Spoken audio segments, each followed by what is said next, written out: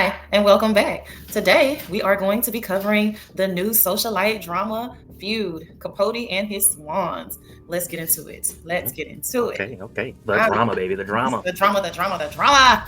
I have always wondered how the 10 percenters live. Was it the 1 percenters? Maybe It's more like the 1%. It's more like the 1%. Might just be one. And Can I be 75? you know, look, today we'll be covering episodes 1 and 2. First episode is just a pilot, and then episode 2, ice water in their veins. So, episode 1, let's get into it. All right. We open and we are introduced to the guy that is going to destroy himself and everybody else along with him, pretty much. Truman Capote. Oh my goodness. So Mr. Capote, our writer, screenplay, whatever you want to call him, that he does, he has a lot going on, and he schmoozes with this upper echelon of women. And for around the time frame that it is, it's like, it's interesting to see. This is reality TV before it was reality TV. Yes. He was just doing it in books. He was doing it in books, and it was something, just from the way that he swayed around, the voice, all of those things. It was very snakish to me, but he definitely had something that they needed. And when I say they, I mean the women they refer to as his swans. He gave them love that they weren't getting from their husbands. And nothing is free. Nothing is free. Everything comes with a price. So I know we kind of been just rambling for just a minute there, but Babe Paley, when we open in this episode, she's one of the first ones to actually start, God bless you, start breaking down. You're welcome. So they don't delay. Smack in the beginning of this episode, they get into some of Babe's dirty laundry, and we get to see it unfolding right in front of our eyes. Did you want to speak to that a little bit? You talking about the blood in the sheets? Yes. Babe, let me tell you something. Listen. That's how you do it. Okay, That's how you do it. Stephen King, Carry the Rage, ain't have nothing on Happy Rockefeller when she came through like a wrecking ball trying to ruin something. We've got questions, and we know you have answers, so make love to our senses in the comments. Drop them down below. The governor's wife. Now, just trifling. you married into the Rockefellers. You cheated on your husband. And you have sex in somebody else's bed and put blood everywhere. On purpose. On purpose. That part, I'm like, she needs to go to jail. Surely this must be a crime against humanity. Oh my goodness. Now, this supposed to be posh people. She broke all kinds of rules. She had no manners. Uncouth. Please, one more time. Uncouth. Just uncouth, unkempt. I wish I had my pearls on. She left her pearls at home. Oh my goodness. And they went in on Happy Rockefeller. They called her all kinds of names. So suffice to say, I guess in real life she wasn't a looker very much, because no one had anything nice to say about her looks. I was like, oh my God. So yes, Truman comes in to save the day after Happy Rockefeller has orchestrated this absolutely disrespectful, distasteful scene with Babe Paley's husband. So I'm like, she's like, okay, Babe Bean, I'm gonna leave. I'm gonna divorce him. This is too much. And Truman's like, what? Don't do it, babe. Dog it every single time. Every single time. Keep you on your toes.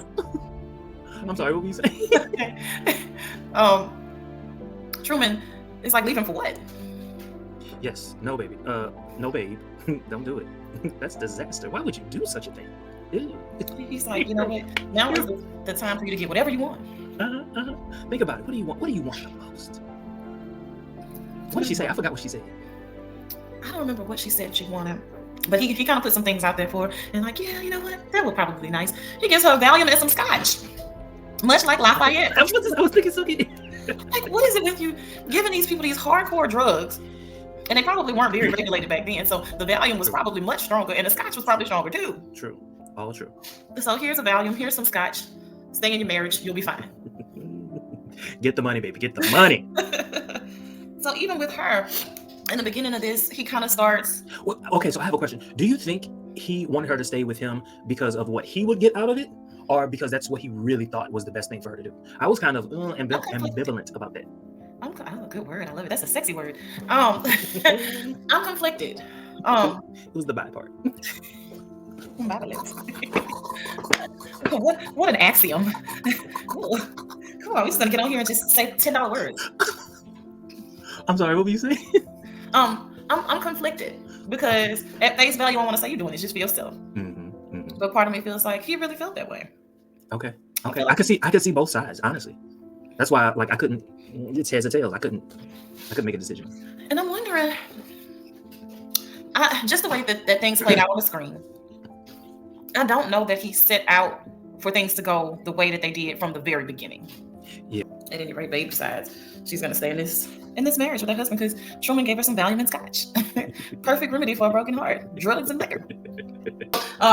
After that whole scene, the story kind of develops, and we find that Truman is kind of offered a seat at the table, if you will, with I'm gonna keep calling them the upper echelon, even to the point to where Babe's husband is like, hey, invite him to everything that we have. And when he's at this, he fell in love with Truman. Like, I never, like, for back then, like a straight man to like clearly like just be speak on it. Yeah, like smitten with this, flamboyantly gay man, and kind of pushed them together, if you think about it.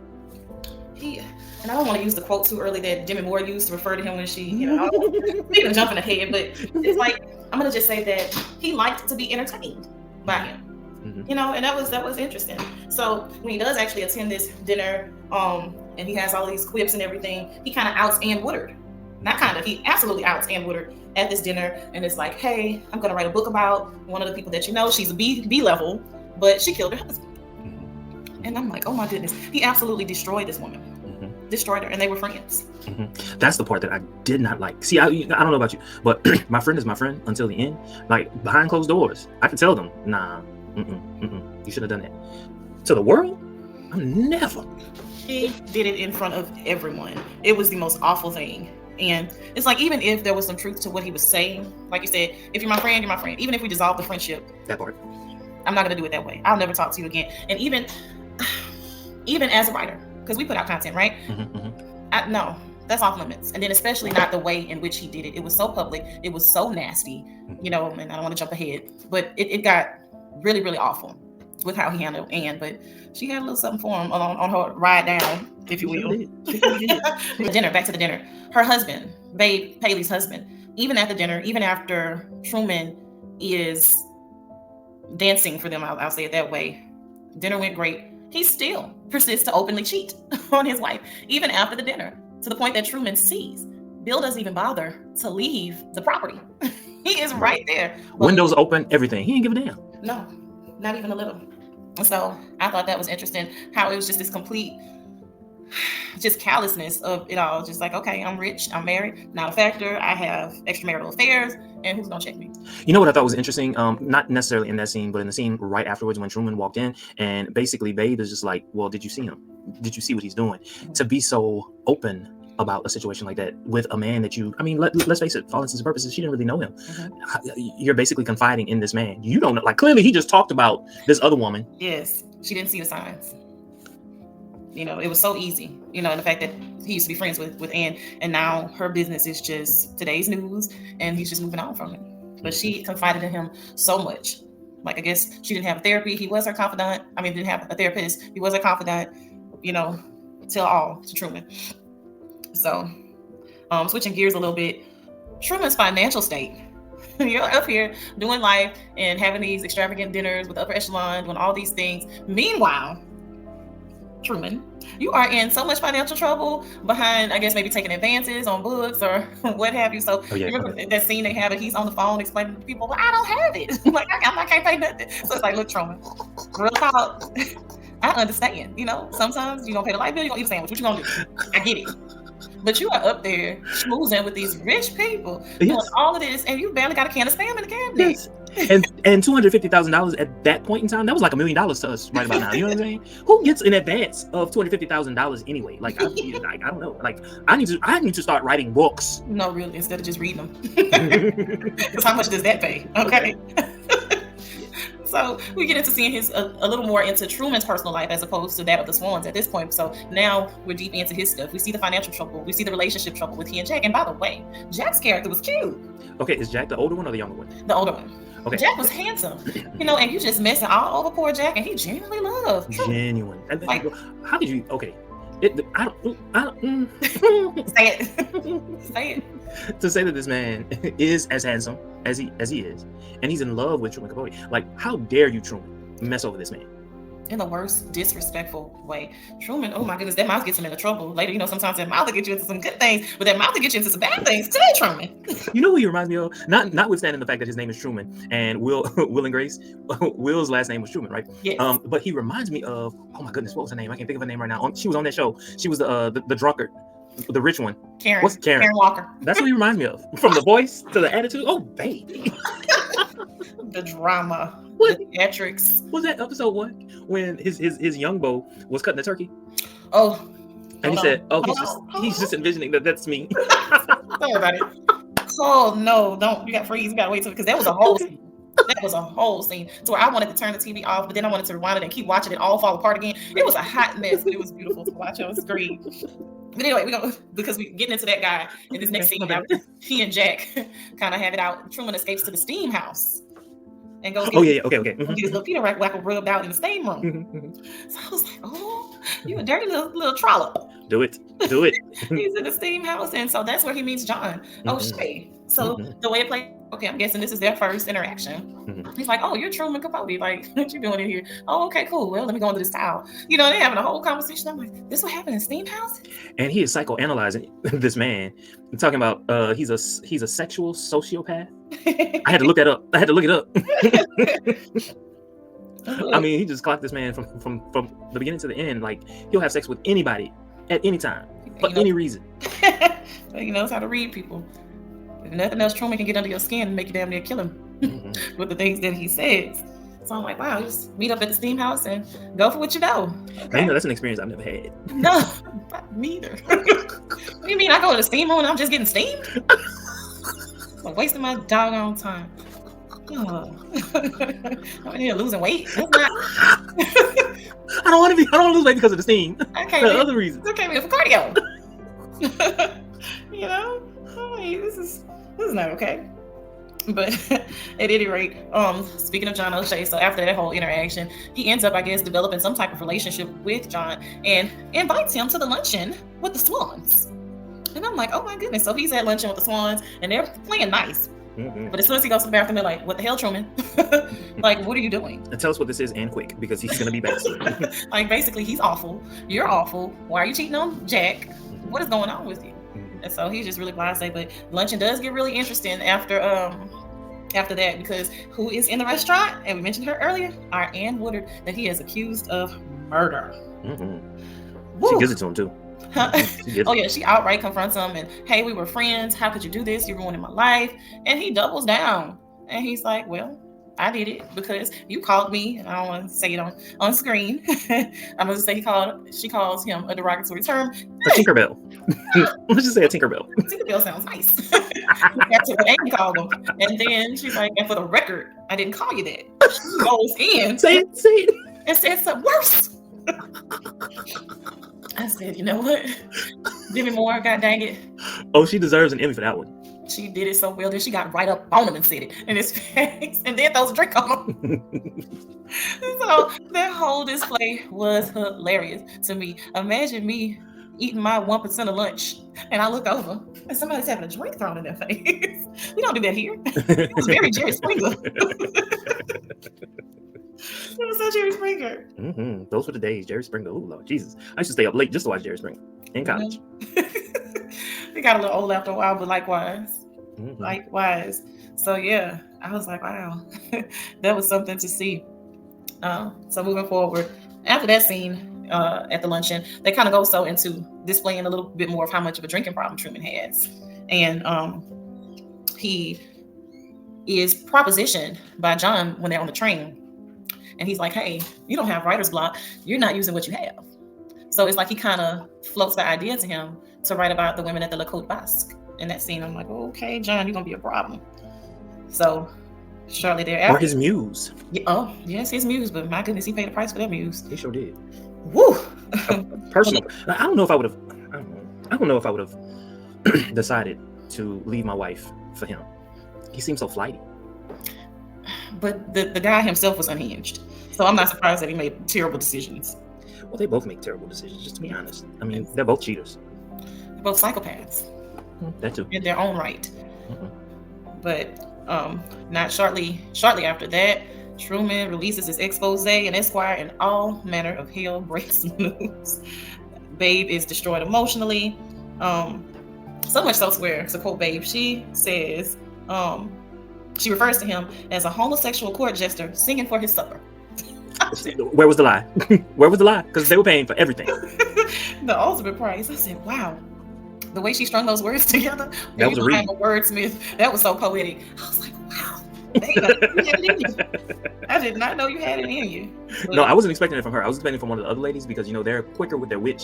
Babe is much more polished and, all Yes. that other stuff. Even though they're all from the country. Every last one of them from the country. Lord, there's hope.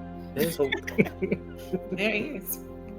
But later, Babe meets up at luncheon with either Lee or Slim, maybe Slim, and they devise a plan to make sure that Truman is cast out, that he has zero access to them and can't do anything. So that's the beginning of them deciding to try to ice him out a little bit. But we also find out that Anne has committed suicide just days before Esquire was released. So that just reminds me of the old adage, basically, sticks and stones may break my bones. That is the biggest lie. Yeah. Words definitely hurt. Words are immortal. Bruises can heal. Words can definitely destroy. Yeah. So I was really sad, especially to know that, this really happened. Yeah. I'm like, wow. Yeah. So yeah. Anything more we want to discuss about the pilot? Suicide hotline numbers displayed at the very bottom. If you or someone is thinking about suicide, please, you know what you need to do. They very disrespectfully called the girl Bang Bang. What are we talking about? Oh, in terms of like shooting her husband? Yes. Yeah. You know what? He was, there was one particular scene where I guess he had written and was reading out loud what he had written. He said that she slept with a shotgun under her bed or next to her bed, one of the two. And then there was a bullet that went through his head. Well, if there's a shotgun, it's not a bullet. It's pellets. It would be a lot of pellets that went through his body, which to me seemed quite odd. I guess I'm from the country and those two things don't go together. Look at you. Look, teach me something. So that was episode 1. As we go into episode 2, ice water in their veins. There's something else that I want to say. In watching this, and the fact that it happened, what was this, the 1950s? Yes. All right. An outwardly gay man, number one, well, okay, this is New York. I get it. But it is 2024, and I find it difficult to 100% of the time live my truth. The fact that he was doing it back then, the man was bold. Very, very bold. Very, very bold. Very liberal. Very, very brazen. Very brave. A bit foolish at times, but there are a lot of things that can be said about Truman and his approach to just overall life. Because let me be clear, even though he did some things in some ways I do not agree with, the man was genius. He knew how to navigate people. Because from what I gather, he was not silver spoon bread rather. You didn't have any money. This is not your people, but you navigated your way and you learned how to literally get a seat at the table. Yes, by being himself. Hopefully he was being himself. I don't know if you can act that well. I've met gay men like him. Yeah. I've met gay, and I typically stay far away. I can and believe it's not because of their flamboyancy. It is because of the viciousness yes. with which they speak. Which is it baffles me that you would be so vicious. You would think that you'd be more humane. Which is crazy how some people just go in the other direction. But I deal with people like that, and put me as far away as possible. Trauma makes you do one of two things. It either puts you in your shell, or you lash out at everybody. You get them before they get you. It's like, I didn't even do anything. So anything further about our pilot episode of Feud? Maybe I'm waiting for episode 2. I want to talk about episode 2 when we see his mom. That's what I want to talk about. Let's get into it. Ice water in their veins. So episode 2. Here we are with episode 2. There are quite a few things that happen here. Babe goes, she's into some trouble with her health. Okay, right. Which everybody across this show smokes like a freight train, but Babe is suffering from lung cancer, and she's going through chemo. We have Anne's funeral in this episode, which, by the way, the camera angles, the stillness, everything with the swans walking up in their black attire to go to Anne Woodard's funeral, I thought was just absolutely beautiful. The way that the camera angles hit everything, I was like, wow, like they look stunning. Even though these aren't women that look like me, it was still really beautiful. to watch. I enjoyed that.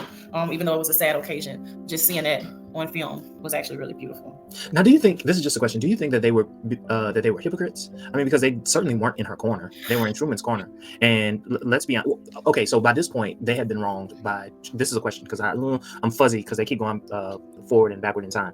Had Truman, by this point, shown his colors to the Swans?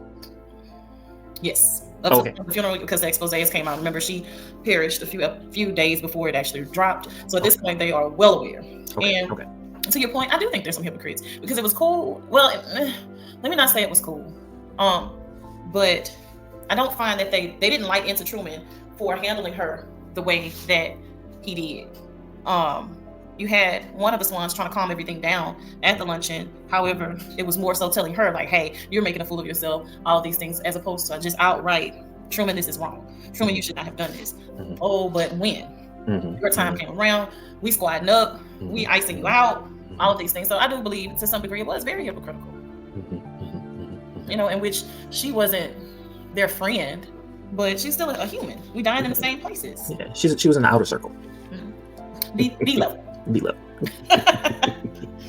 So at the funeral, her poor son, you know, he's just like, he calls Truman out during the eulogy. As he should. And I wasn't mad at that. I'm like, you know what? Hey, you know, and after the funeral, of course, they meet up as an entire group of swans as opposed to just Slim and Babe, and they all make a pact. We are not fooling with him at all. And you have CZ that seems like a sympathizer.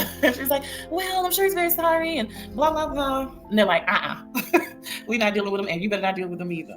Well, she was probably feeling that way because he didn't go ham on her the way that he did with the others. So, you know, I can see why she would be sympathetic. Yeah. But let me say this. If a so-called friend did that to one of my friends, my other friends, my whole group of friends, no, I'm not going to be sympathetic. even if in my heart I do feel sympathy for him, I would not do all the things that she did. Like, no, I'm not gonna meet with you in private and scheme. I'm not gonna do all of that. Like, no. Because it kind of, to me, and which I love CZ's character because she genuinely just seems like a sweet soul, but it kind of makes it okay. Like what he did wasn't that bad, and you need to just forgive him, and he's suffering. No. I wasn't here for it. Yeah, baby, don't get too close because this next book gonna be about you. Mm-hmm. That's what I would be thinking. You might want to watch back, okay? Mm-hmm. But so as things move along, they do make this pact that they're just gonna not deal with Truman. Truman takes Hollywood. Truman is away in Hollywood. Do you kind of remember the scene? It's a train wreck. I'm gonna go and find some of the old videos of him acting. I really want to see. You know, I went and I found a video of him being interviewed by Johnny Carson, and I was like, he talks like that for real? Yes, yes. And I mean, let's just say stellar acting by this guy that was playing Truman Capote. Oh my goodness, to keep that up, I would go home. My voice would be hurt. Well, you see, no, it's just too much. He is indeed a character. He's in Hollywood, drunk as a skunk, trying to record a show. How many takes did it take? Oh my God, I don't know how many takes it took, but I put him out of the studio. He would have to go. It was just too much. Well, he was a great Truman Capote, so you know they had to do it. I'm like, he would have been escorted off the premises. We don't do this here, sir. Or at least you do your drugs and alcohol and you still perform. I think back then that was like an open secret. It was like everybody was doing something back then. Yeah, but do it and perform. Get the job done. You're not getting the job done. Well, you know, they didn't have Viagra back then. Yeah, peyote and all these other drugs. It's no excuse. What you say that? That's what the speed was for. Yes. Come on now. Can't make excuses. But so when he does return from Hollywood, our lovely sweet girl CZ decides that she's gonna have lunch with him, and he solicits an invitation to Thanksgiving dinner. So she's like, of course, darling, of course.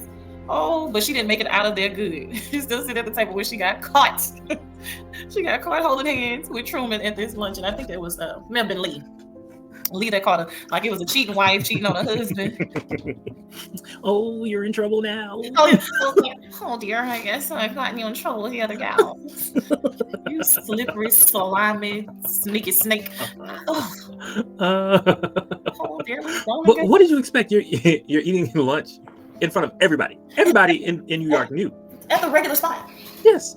This is frequented by all of you at any given time. It surprises me that any of y'all's maids or cooks prepare anything because y'all always here. To be seen. Just to be seen. That's it.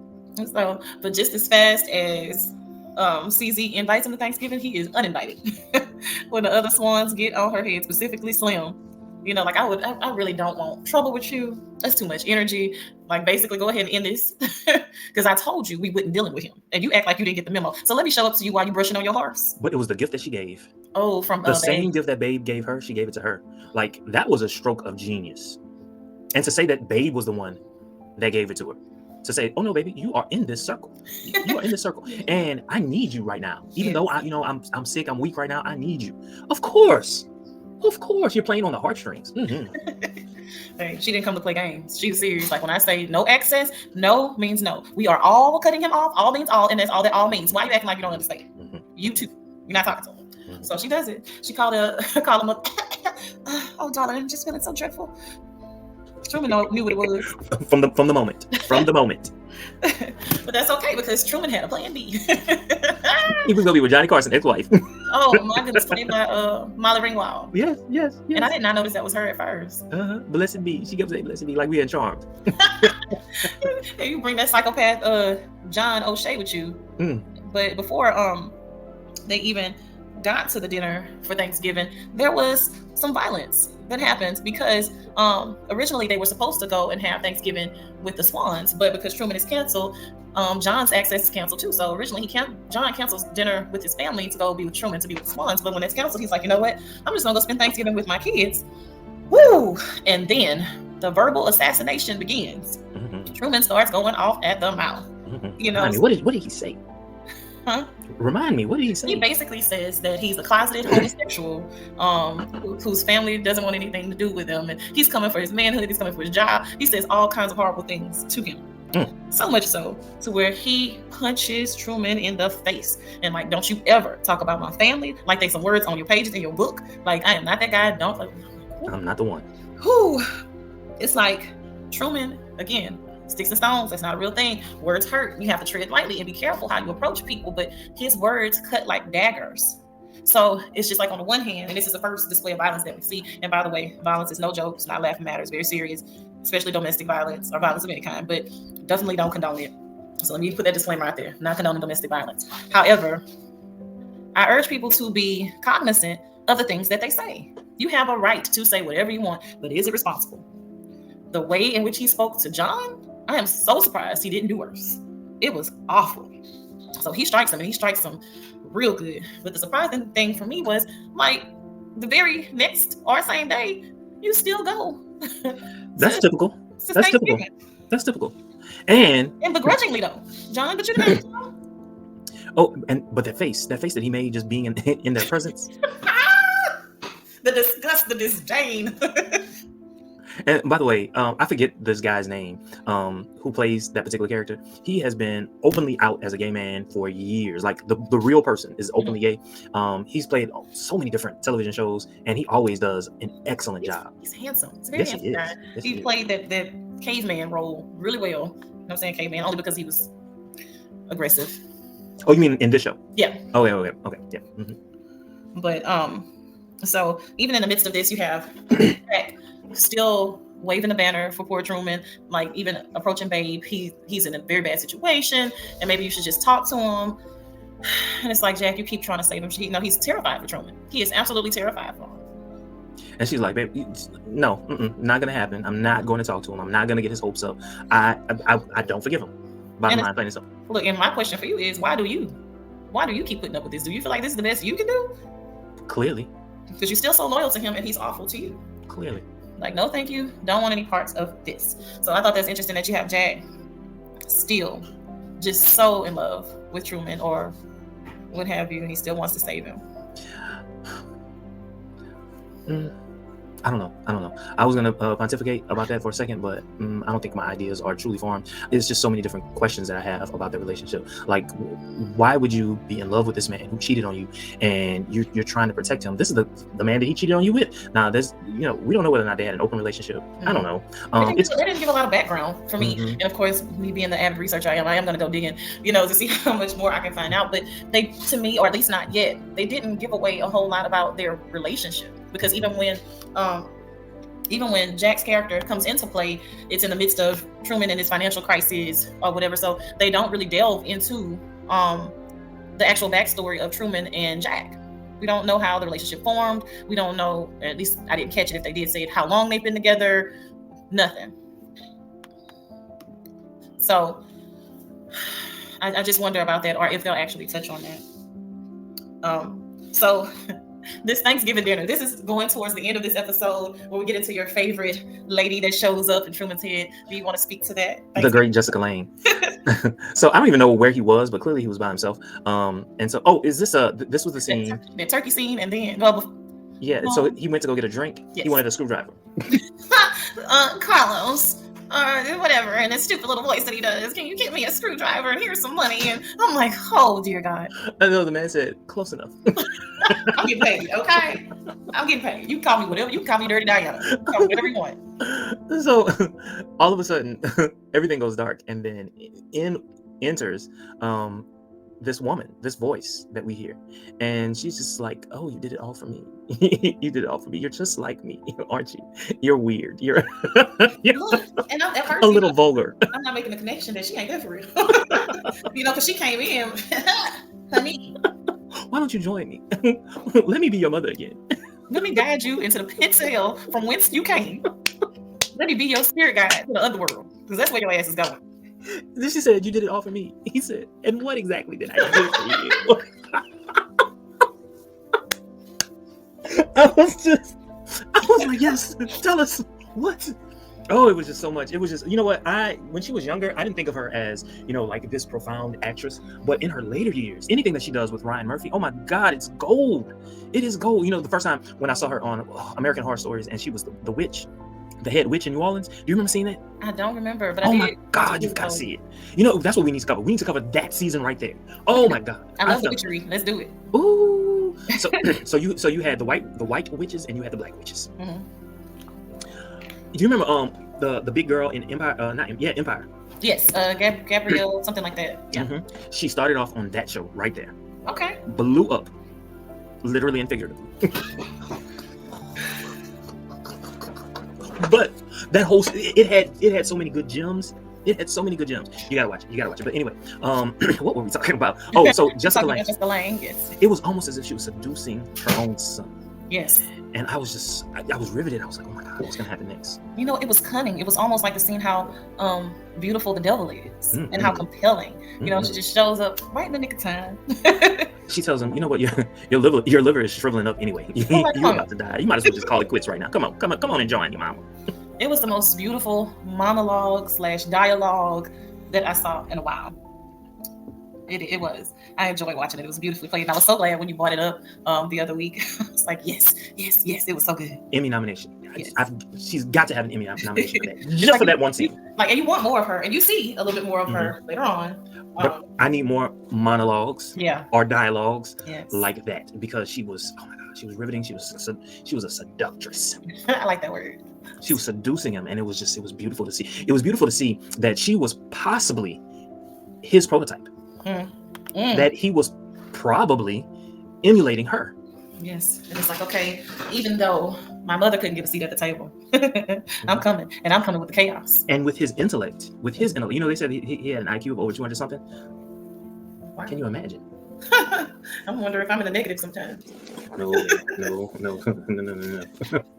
No. Mm-mm. You know how I feel about the profession that we are in. Sometimes I'm like, oh, it does dumb you down. I think we're using a fraction of my brain. But anyway, I totally agree with you about Jessica Lange, though. I'm like, oh, but I like the use of the word. It was seductive.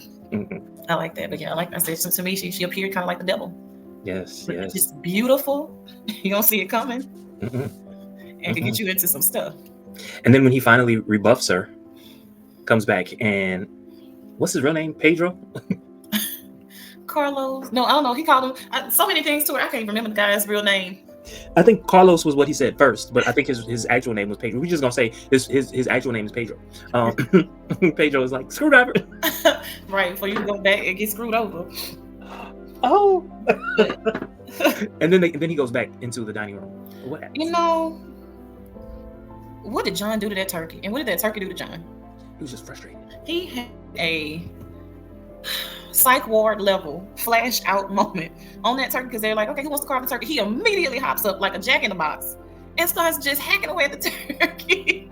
And I'm sitting there appalled because I'm thinking, like, in terms of my family, you'd have hopped up. First of all, you washed your hands. You'd have hopped up and you'd have touched that turkey. And we don't even know your last name, sir. You about to get beat down on Thanksgiving. Well, he's thinking he was the man of the house. You know, it is the 50s. Oh, okay. Right. They're the 50s and they're differently melanated. You would have pulled that at not ow. And now I'm showing my country, Louisiana.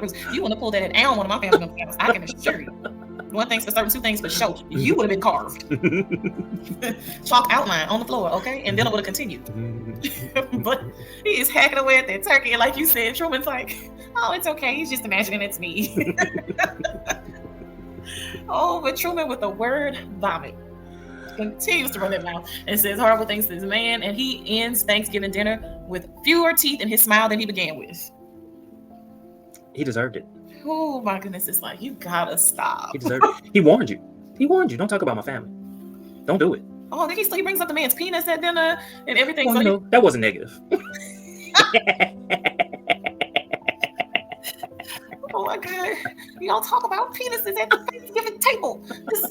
These is proper people. Well, he was also smoking. Smoking penis. It's okay. It's like, what? I'm just saying there are things that you do and you don't do. You don't smoke at the dinner table. And that's exactly what he was doing. That boy, Truman did whatever the hell he wanted to do. He was the king of every castle, and he just allowed you to think that you were the king. Mm-hmm. Yeah. Ooh, that lighting is beautiful on you. Oh, wake me up. Thank you. So yeah, we end this episode with Truman with less teeth, but he is still on this side of glory at this point. Yes. So far. Ooh. So anything further that we want to discuss about episode 2, Ice Water in Their Veins? At this point, no. I think so far, I am so thankful that I watched these episodes because I think I was able to watch all 3 episodes at one time. And so it truly, I think if I'd only watched the first episode, I'd have been like, yeah, it's cool. But to get to episode 2 and then to get to 3, nah, this is definitely something that you need to watch. And I didn't know that so many people had been watching this. Like, a lot of people love this particular series. And I want to go back to season 1 that came out in 2017. Huh? Yeah. So this is, from my understanding, this is actually the second installment. I don't know how well the one in 17 did, but Susan Sarandon was in that one. Okay. Yeah. So. And so, was it the same plot lines, or was it like earlier or something? I'm not sure about timing. I don't want to be wrong, but there's supposed to be this feud between Bette and Joan, who had this ongoing feud between the two of them, which were 2 major actresses of their time. So I haven't actually watched it. So how do they interact with Truman Capote? I don't know. Okay. I don't know yet. So that's why I said I need to go back and kind of see what that's about, because like I said, from my understanding, this is, technically season 2. Gotcha. Okay, I didn't realize that. Okay. All right. Well, I've got something to watch whenever episode, because I'm gonna watch episode 4 tonight. I want to. I'm gonna try. We'll cover 3, but suffice it to say, episode 3 coming soon. It was a very interesting way in which they approached episode 3. I liked it.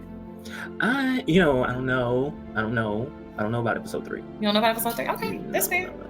There were certain things about it that I did like, but overall, I don't know. It wasn't given what 1 and 2 were given. No, I will not say that.